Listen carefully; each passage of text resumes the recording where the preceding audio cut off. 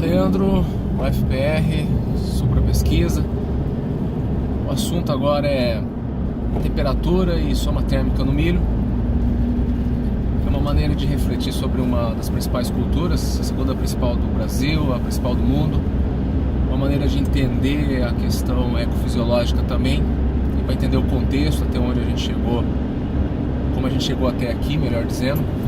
Eu sugiro assistirem os outros vídeos do playlist da ecofisiologia da produção de grandes culturas. E já indo direto ao ponto, a questão de temperatura é muito importante para o desenvolvimento de todos os seres vivos, incluindo o milho, incluindo eu, incluindo quem está assistindo esse vídeo. Não é exclusivo, assim como a soma térmica também não é exclusiva do milho, a gente vai comentar isso. A temperatura ela é extremamente importante para toda atividade metabólica. Conforme aumenta a temperatura, aumenta a atividade metabólica, o que aumenta a atividade enzimática. Pensando especificamente no milho, o milho gosta de temperaturas mais altas, ele é uma planta C4, ele tolera temperaturas bem altas e gosta de temperaturas mais próximas de 30 graus, diferente da soja que está mais curtindo temperaturas em torno de 25 graus, ela é uma planta C3, faz falta de respiração. A rubisco vai atuar muito como oxigenase, porque quando aumenta a temperatura fica mais O2 disponível, então isso não é legal para a soja. Temperatura acima de 30 graus é péssimo para a soja, para o milho é ótimo, em torno dos 30 graus, então é fantástico. Ok, entendido isso, ótimo, entendido a importância da temperatura, vamos para um outro detalhe do milho. O milho gosta de uma certa amplitude térmica. O que é isso? O milho adora, curte demais quando o dia, por exemplo, está 30 graus e a noite está 20, uma amplitude em torno de 10 graus, dia, noite. Por que isso? Por quê? Porque ele faz durante o dia muita fotossíntese, tendo temperatura que ele gosta, em torno de 30 graus, e luz. À noite não faz fotossíntese, então caindo a temperatura tem menos respiração de manutenção, vamos dizer assim. E aí ele perde menos em termos de fotossíntese líquida. Então ele já não faz fotorrespiração aparente. Você coloca uma condição de diminuir respiração de manutenção, você tem mais saldo fotossintético, tem uma maior fotossíntese líquida. Isso é fantástico, né? É por isso que milho de altitudes tem uma performance, um potencial produtivo muito maior. Você vai produzir muito mais milho, pensando na região oeste do Paraná, em termos de potencial, tendo que potencial.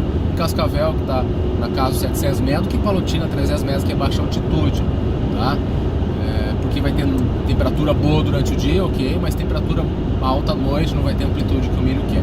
Entendido amplitude, entendido temperatura, relação fotossíntese, vamos para a soma térmica. A soma térmica é decisiva na recomendação de época de semeadura, recomendação de híbrido para o milho.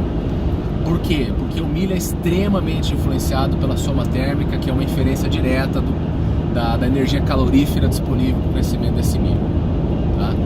Então, quanto mais calor, mais ele cresce, mais rápido ele chega na fase reprodutiva, mais rápido ele fecha o ciclo, ok? Entendido? E aí nós temos uma quantidade de graus dias que somados, e aí você tem isso quantificado com os híbridos, que alguns são maiores, outros são menores. Quanto menor a soma térmica do híbrido, mais precoce ele tende a ser. Quanto maior a soma térmica do híbrido, mais médio, tardio, não super precoce ele é. E que inferência prática tem isso? Se nós pensarmos em abertura de segunda safra, como é o caso que acontece na região oeste do Paraná, começo de janeiro, por exemplo, até final de dezembro, como foi em algumas áreas esse ano, que milho escolher? É o milho que tem menor ou maior soma térmica. Se você escolher um milho que tem menor soma térmica, ele vai fechar o ciclo mais cedo, mas nós temos que pensar em florescimento, porque quando floresce mais cedo, fecha o ciclo mais cedo. E ele reina, a soma térmica reina no florescimento. Tanto que a gente consegue, tendo as informações de soma térmica para o milho e plantando ele em determinada época, quantificar quando aproximadamente ele vai penduar, florescer. VTR1, nós conseguimos estimar isso. Então um milho com uma soma térmica baixa plantado no período quente, ele vai se tornar hiper precoce. Então aí vem a questão de tomada de decisão na hora de escolher um material genético para abertura de safra, fechamento de safra. É extremamente importante ponderar esse elemento. A soma térmica nos é imprescindível nessa tomada de decisão. Uma informação que está aí, muitas vezes a gente fica pensando assim em híbrido, super precoce, hiper precoce, mas desconecta o fato de que nós temos que encaixar em função da disponibilidade térmica para esse híbrido, para que ele tenha um desempenho razoável. Porque se você, o milho de soma térmica muito baixa, colocar ele numa condição quente, ele vai ter um período reprodutivo, período vegetativo, melhor dizendo, desculpa, muito curto. Não vai ter caixa produtivo para depois vir o reprodutivo. E é no período vegetativo que desenvolve as estruturas reprodutivas, que desenvolve o potencial, desenvolve o número de folhas, a expansão dessas folhas. Então eu preciso ter um desenvolvimento vegetativo de transporte aéreo e raiz razoável.